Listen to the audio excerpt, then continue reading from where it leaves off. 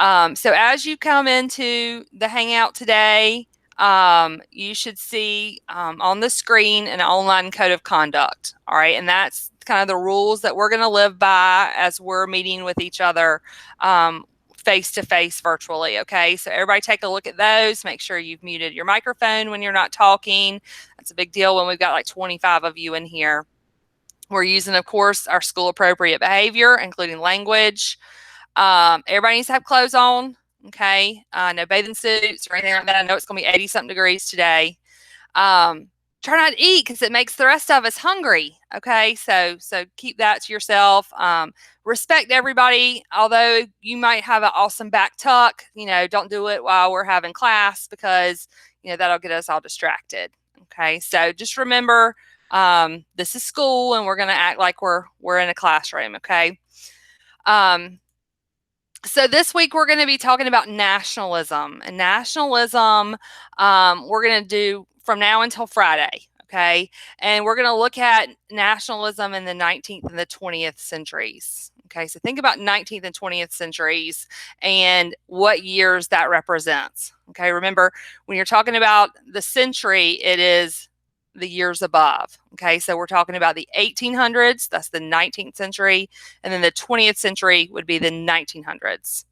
All right, just a refresher. So our focus this week is on nationalism. All right, before we get into nationalism though, I want to kind of see what's going on with y'all, see how you are. And so I got a little funny here. Would you rather own a mouse or own a rat? Own a mouse or own a rat. And I'm going to change my screen so I can see everybody at once, hopefully. All right. So just show me if you would rather own a mouse, try to make a circle with your hands. And if you would ever like to own a rat, or you would rather do a triangle with your hands. Oh, we got all these mouse people. Yeah. Okay, so, and then we, so tell us, Nicole, come off mute and tell us, why would you like to own a mouse instead of a rat? It's a lot smaller and it seems cuter. Like rats just seem kind of gross to me. But really, I was going to say neither, but if I had to choose, I'd choose a mouse. Yeah. Okay, good. Yeah, I've seen with the quarantine, sometimes, there are no people in the roads and they've shown these rats that are out in the streets and they're like bigger than small dogs. So I get it, that owning a mouse might be better because they're smaller. Oh, hang on. Somehow my presentation got messed up.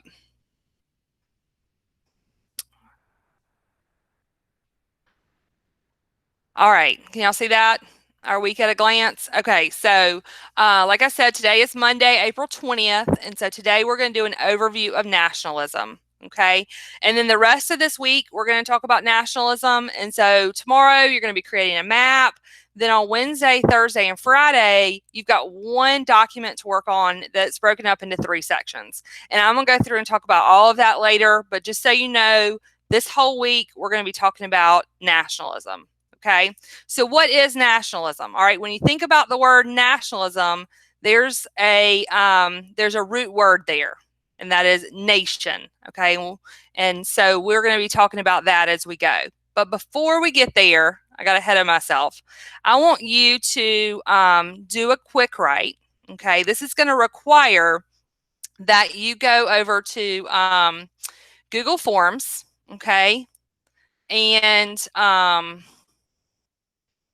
in Google Forms, you have got a place to write, and I'm going to put the link for you in the chat, okay? For you to answer the question, how did the Industrial Revolution impact globalization? Okay, we talked last time about the Industrial Revolution. Y'all been working on some stuff with the Industrial Revolution.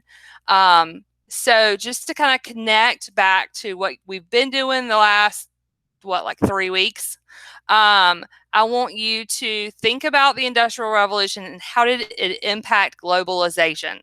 Remember, globalization is when like places around the globe are becoming more and more connected. Okay, so we can get stuff from China, like the coronavirus, but also like something that gets shipped from Amazon. Okay, could also be from another country. All right, so go in the chat box to that Google form, and I'm going to give you 3 minutes. Once you're done, come back and give me a thumbs up.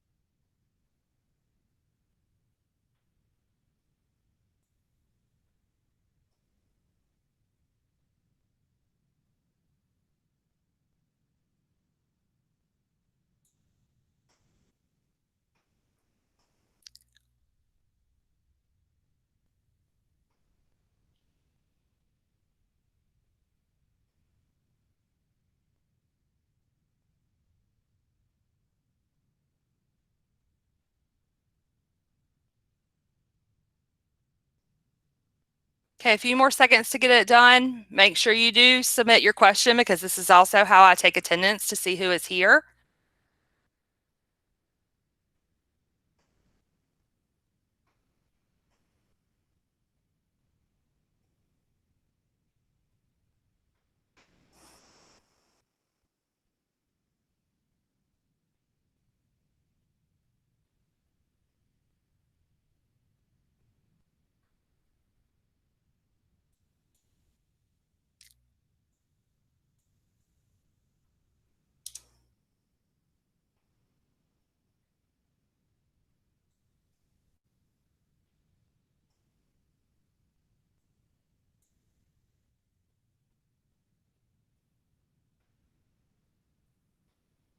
Okay, so of course I could call out somebody if I see that you're in here and you didn't submit, but I'm not going to do that. But so good answers overall, y'all. You had making reference to the fact that there's a lot more ways to transport goods now because of the Industrial Revolution, and because of those abilities to transport, more trade is occurring, and also trade of specific items, but then also of ideas and communication, which is exactly what we've been talking about. The world is becoming more connected through transportation, and then because of that transportation, the spread of ideas, the spread of goods, the spread of languages, etc., is going across the whole globe, which is exactly what we've been talking about. Okay. Now, a lot of positive things occur. Like I mentioned earlier, I can get something from Amazon that I need and it delivers right to my front porch. Or I can check what's going on in Italy right now and how many coronavirus patients they may have because of globalization. But there are some possible negatives to globalization too. Pollution is one. But one of the things that we're going to look as we go into our new topic of nationalism is how did the Industrial Revolution and then globalization impact nationalism? Okay, so that's something I want you to think about as we go forward. So I mentioned earlier that when we see the word nationalism, we have got this word nation. Okay, so you have your note sheet, and in your note sheet, you should be following along with me as we talk about nationalism today. Okay, so there are a few things that you're going to fill out in your note sheet. One of them is any definitions that you need a reminder of. Okay, that could be globalization that we just talked about. It could also be this new definition that we're looking at, nationalism. So, nationalism is this idea that people in a nation, that a nation is formed by a group of people who are similar. Okay, they're similar in their language, they're similar in their beliefs, they're similar in their identity, etc. Okay, so we're looking at things that commonalities that together make a nation. Okay. Now, once people are in a nation, they usually, rally behind it. They have that national spirit. They might have an American flag flying on their house, or they're celebrating the holidays that are associated with that nation. Like in America, that would be like July 4th. Okay. So they support that nation also through their patriotism. So as we think about where we have been, and in your notes you've got a sequence that you can fill in, okay? And it's talking about this overall time period. We're going from this idea of globalization. It's either leading us into nationalism, where people are uniting under one kind of flag, one group of common people, or this idea of imperialism, where it's let's go and let's take over other people. Okay, let's colonize, let's make our country bigger, let's spread out, let's own more land, let's have an empire. We've talked a lot about empires before. Those two things together are going to lead us eventually into war. Okay, we're not going there yet, but that's kind of in our future. So this time period that we're looking at right now is really this global exchanges and revolutions time period. Okay, so I want you just to kind of think in ink. So in your notes section, let's just pretend if the United States, Canada, and Mexico all in one day came together and were under the rule of one country. What would that country be like? What would it be named? What would they what would they eat? What language would they speak? Would it be easy to do that? Would it be hard? All right, so take just a few minutes and write that in your think in ink section.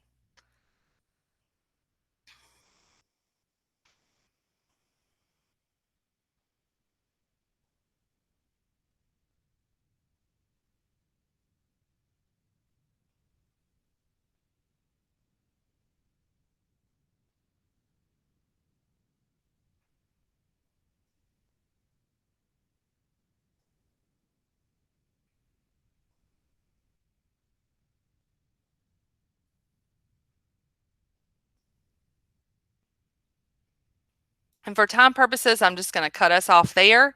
And maybe Blake, why don't you share out for us? What do you think would happen if the US, Canada, and Mexico all came together under the rule of one country? Would that be an easy merge? A hard merge? I think there would be a lot of resistance in all three nations. I think a lot of people would feel that they were going to lose some national identity, but also in some ways that kind of did happen with NAFTA to some degree. That's a very good response for a sixth grader thinking of NAFTA. But yeah, you're exactly right. So because of the trade amongst those three countries, it did somewhat happen, right? But it could be hard because people do have an identity that they associate with their country. They have food that they associate with their country, a language. Yeah, there are things that we have in common across North America, but there are things that we don't have in common, specifically like a language. Okay. So in some ways it might be easy, and then we've kind of already done it, as Blake said, with NAFTA, but it could also still be hard. Okay, so in this idea of nationalism in the 19th and 20th centuries, we're going to see this idea play out where these different countries who had been independent, like the United States and Mexico and Canada are, because of them being conquered, they are now kind of brought in and a part of another country. Okay. And so there are times where it might be easy to merge because maybe they all like Tex-Mex. Okay. Or maybe it's hard because there's this issue of religion or language or a common belief. Okay. So at times that might be successful and at times it may not. Okay, so when we think about people being conquered, I want you to remember two things. All right, either they come together, all right, like the Beatles song, which is like probably your grandparents, if you're in sixth grade, listen to. All right, that's they're singing about all coming together, or they're never, ever, ever getting back together, as Taylor Swift sings about. Right. Okay. So it either goes one way or the other. It's either one big happy family or they're never, ever getting back together. Okay. So those are ways you can remember it. They're either going to come together, as the Beatles tell us, or they are going to not get back together, as Taylor Swift tells us. Okay. So if you're in your notes section, you should now be kind of on the top of page 2. Okay. You should have all of that filled out. All right. So as we continue talking about nationalism, have you ever heard of Napoleon? Any of you? Either of these Napoleons? Maybe? Thumbs up? Anybody? Okay. All right. Well, today we're not going to talk about Napoleon Dynamite as much as you probably want to. We're going to talk about this guy over here on the right, Napoleon Bonaparte. Okay. Because he is really associated with the idea of nationalism. And really because he becomes a leader in France and decides to take over. Okay, he wants a lot of land. He wants to build an empire. And his idea is to go out and conquer these neighboring countries and make him a big, powerful leader. All right. And so that's what he does. So you've got a little storyboard here that kind of explains to you that Napoleon becomes king after the Reign of Terror in France, which we previously talked about. And then he decides, to start conquering and attacking places in Europe. He does pretty well when it's like on the ground fighting, like what the army does. But when it was using the Navy and he didn't have as much success. So what ends up happening is kind of mainland Europe, he has a lot of success in taking over. Okay. So if we're thinking about what is Napoleon trying to do here, he is trying to conquer these countries that border France and to build a bigger empire. He continues kind of his quest. He even goes after Russia, but here's where he messes up. All right, what do we know about Russia? If you've watched the Olympics and stuff, it is cold in Russia, right? Especially, the northern part of Russia, but it can get cold in Russia. And so Napoleon sends his troops to go and attack Russia, but it was in the dead of winter. So that was not successful because it was just too cold, and so they weren't successful. So they ended up having to come back, to get more food and get more supplies. Eventually, people get tired of Napoleon, okay, and his trying to conquer everybody. So they end up kind of exiling him or sending him off to another place. But not after he was successful. Okay, there were many years of him successfully conquering and kind of taking control of some countries. So on your note sheet, you've got 2 questions about the storyboard. What was Napoleon trying to do, and was he successful? Right, so that's where you should be on your notes page. All right, so we've talked a little bit so far about nationalism and what nationalism is. We got into a little bit about Napoleon and just looked at the storyboard of some of the highlights of how he becomes king and then goes out and tries to conquer. Do you have any questions about nationalism or Napoleon at this point?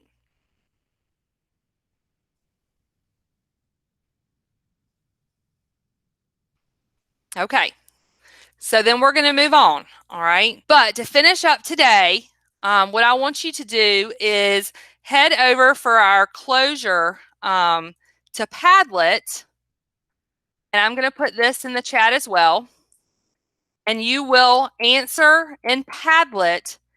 Do you think, we're going to go ahead and kind of make a prediction. Do you think nationalism was a cause of World War I? Why or why not? Okay, think about that definition of nationalism. Do you think it was a cause of World War I? Why or why not?